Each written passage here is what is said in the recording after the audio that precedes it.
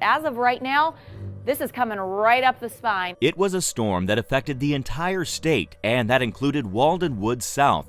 This community, nestled in the heart of the Gold Coast, surrounded by nature, was about to experience one of the worst storms in years from Mother Nature, Hurricane Irma. We're about 3.5, 4 hours drive north of Key West, and this is what we're dealing with. As the storm moved up the state, residents had the option to evacuate or stay.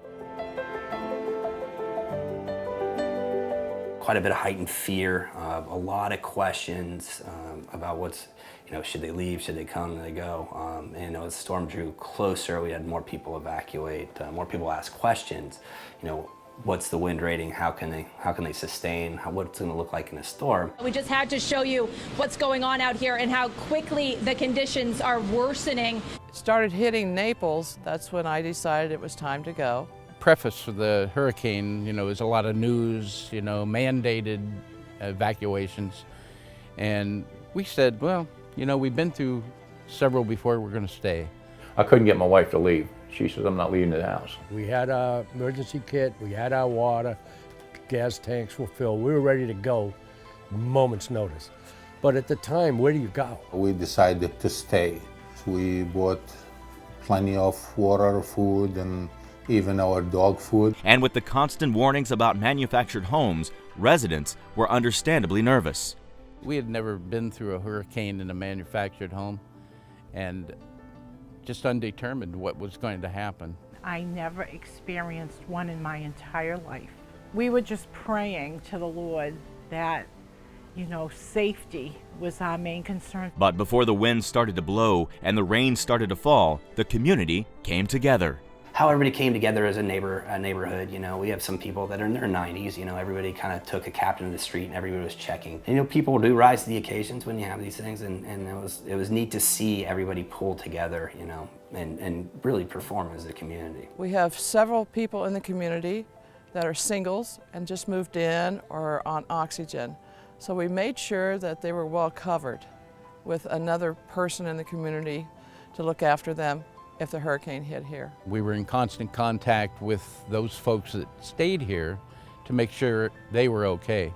We took care of a woman that was just here, doesn't even have her house isn't finished yet, and she was staying in one of the guest homes, and she was by herself, so we attached ourselves to her. People who stayed behind were very pleasant, nice people. They decided to have cocktail hours 2 nights in a row at the clubhouse just to pass the time, and that was very uplifting. There was enough people here that they felt safe, we're family. As the storm passed through the area, winds were around 70 miles per hour, with gusts a lot higher.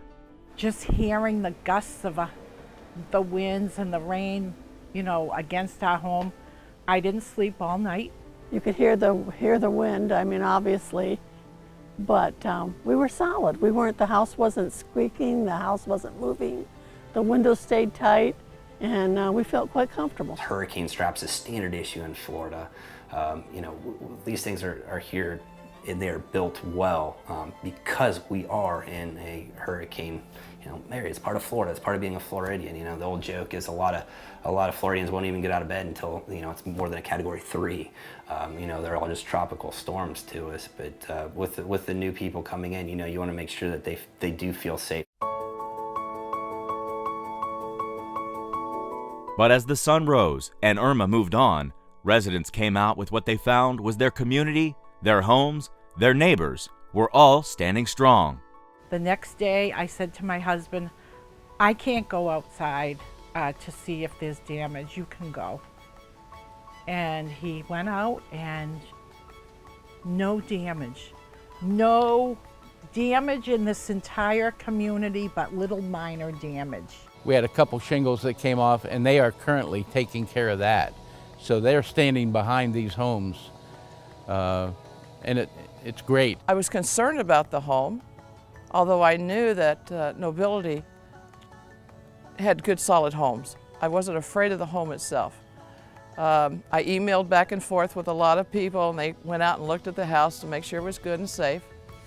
and I had one tree knocked down. This is neighborly duty, going out and taking care of things. You know, my staff, we hit the ground running. We wanted to take debris out. Obviously, you know, our demographic, a lot of them, you know, aren't as mobile as they used to be. So, you know, moving a big tree trunk or something like that, we just want to be able to make sure that we could help them clear their yards. The day after the hurricane, my cell phone, I was still getting voicemails from people, you know, 2 and 3 days later, just because the cell service was so blocked. But the ones that I was able to, you know, text me or call me, I was able to take pictures of their home, you know, while they had evacuated, or if they're up north, and send them through. And talking to them, just the absolute relief that their homes were here, that they could see a tangible picture of it. You could go through. I had one homeowner who left some medication on a rush to get out, called me up, hey, I forgot about it.